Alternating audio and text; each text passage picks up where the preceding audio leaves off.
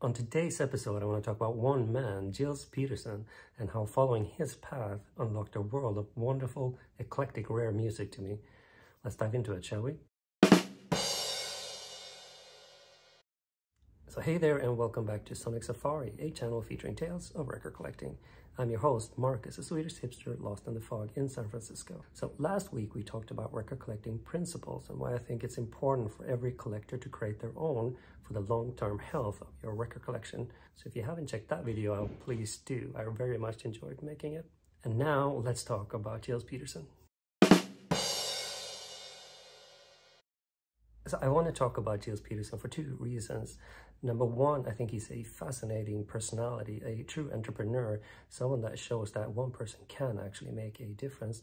And two, because following his path has opened up a world of incredible, rare music to me. So Gilles Peterson was born in France in 1964, but he is based in the UK. So while we all say that we love music, I think his passion for music really borderlines obsession. And I feel like he is trying to make us feel the same way that he does for all types of genres, but especially jazz, electronica, and hip-hop. So to say that he is prolific is an understatement. So he started his career doing pirate radio, and who doesn't want to start their career like that? But ended up now launching an online radio show, Worldwide FM. He hosts a 3-hour music show every Saturday on BBC Radio 6. He has launched a record label, his third, Brownswood Recordings.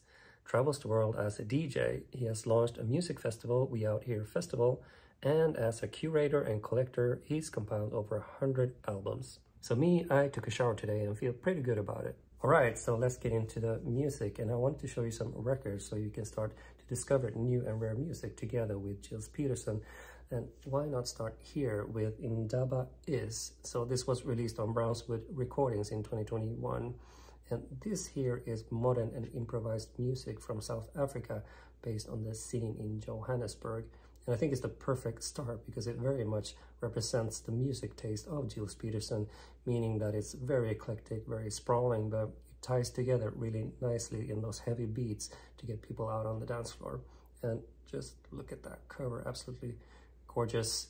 So if you like African music, heavy rhythms, and jazz, this is definitely for you. Okay, so let's head over to a different continent and experience the underground music scene of Melbourne, Australia, as featured on this record, Sunny Side Up, released in 2019 on Brownswood Recordings. So what I really like about this project is that they found a local music director to get a bunch of musicians together and then record during one hectic week, and the results are featured on this double album, which is just beautiful. So the results, again, are very sprawling house, funk, and jazz, all from musicians that I've never heard of. So it's really an amazing opportunity to dive into something completely new, at least for me. So I cannot recommend this high enough. So from there, it only makes sense to move on to this record, which is We Out Here from 2018, also on Brownswood Recordings, because they use exactly the same setup, but this time focusing on the London jazz scene. And the musical director for this project was Shabaka Hutchins, who seems to have a hand in anything coming out of the London jazz scene at the moment. And you might know him from projects such as Sons of Kemet, which is a real favorite of mine, or Shabaka Hutchins and the Ancestors. So the results of these sessions you can find on this amazing double album. And if you're not into jazz, don't worry, because this is the type of record that you can put on and people won't even notice that it's jazz, because this sounds incredibly modern, fresh, and just pulsating with energy. So really worthwhile checking out. All right, so next up, Magic Peterson Sunshine, released in 2016 on MPS. Now, MPS was a German jazz record label founded in 1968, and it was very forward-thinking musically in the 60s and released over 500 recordings. So Gilles Peterson jumped headfirst into the archive, only to come back with this gem of a compilation. And it feels like he was not only trying to show the diversity and the uniqueness of the label itself, but also jazz as a genre, really. This has tracks that are bebop and bop, but also tracks that are heavily influenced by soul and funk. And one artist that really stood out to me is Mary Lou Williams. It's a fascinating character. She had some success early on in her career as a jazz pianist, but decided to leave recording altogether only to focus on her religious activities, only to then come back and release another album where she mixed jazz and gospel in a way that actually made sense. So I know I'm repeating myself, but this is extremely eclectic and just a wonderful collection of songs. Really worth checking out. Okay, so next up, a real favorite of mine. This is The Kings of Jazz, released on Barely Breaking Even in 2006. And this is a 2-disc record and comes in part A. And here we have part B, and look at that cover, it's just phenomenal. So the Kings of is a series of compilations that also feature Kings of Hip Hop, Kings of Disco, Kings of Drum and Bass, and Kings of Techno, all compiled by different DJs. The Kings of Jazz is done in collaboration with Jazzanova, which is a German Berlin-based DJ producer collective formed in 1995, focusing on new jazz, chill out, and Latin jazz styles.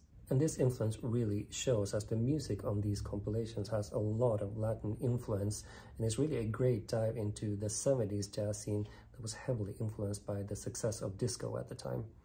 And these compilations are absolutely fantastic. Okay, so last but not least, I want to show you this book, which is Lockdown FM, Broadcasting in a Pandemic. So this book takes you from the very start of the pandemic and how they adjusted and stayed creative during this time and how they reacted to events with music. This book also features all the playlists to the music that Gilles and company continued to pump out during the lockdown, and it's an almost daunting entry point to discover new music. So to put it simply, I find myself following the projects that Gilles Peterson is involved with because I know it's going to be something eclectic, I know it's going to be something I've never heard before, and I know for sure it's going to be something that got my feet stomping, and I hope the same happens to you.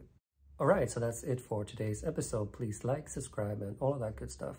On the next episode, I want to talk about how I buy my vinyl records. Until then, tack och adjö.